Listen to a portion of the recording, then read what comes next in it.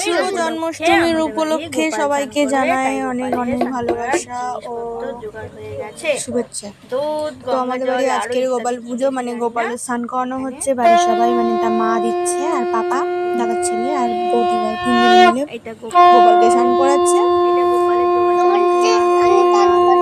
আচ্ছা, তুমি স্নান করিয়েছো? তো পাশ থেকে আমার পাপা মানে আমার দাদার ছেলে বলছে গোপালকে আমি স্নান করিয়েছি। তো সবাই ভালো থাকবে, সুস্থ থাকবে। আমার নতুন ব্লগ ছোটখাটো ঘরোয়া পুজো হচ্ছে, স্নান করাচ্ছে। সবাই সবাই ভালোবাসা দিয়ে যাবেন। স্নান করাচ্ছে মা, স্নান করাচ্ছে মা, গোপালকে স্নান করাচ্ছে এখন।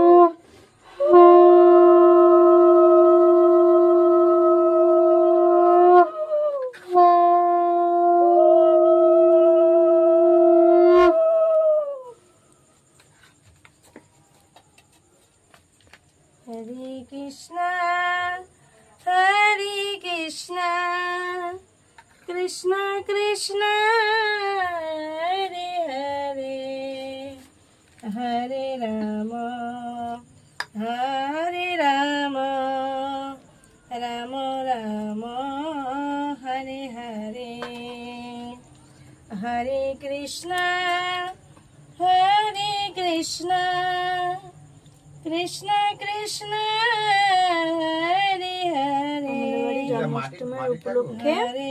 জন্মাষ্টমীর উপলক্ষে গোপালকে স্নান করানো হচ্ছে দুধ, গঙ্গা জল আর ইত্যাদি দিয়ে। হরে হরে, হরে কৃষ্ণ হরে কৃষ্ণ কৃষ্ণ কৃষ্ণ হরে হরে, হরে রাম হরে রাম, রাম রাম হরে হরে।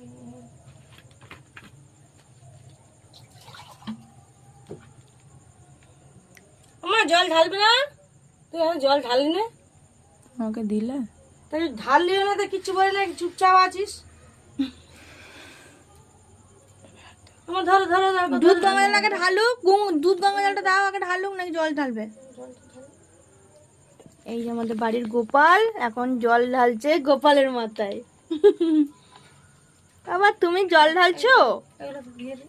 বাবা জল ঢালবে না, ঢালো আস্তে, কত একসাথে ঢেলে দিও না, ঠান্ডা লাগবে গোপুর।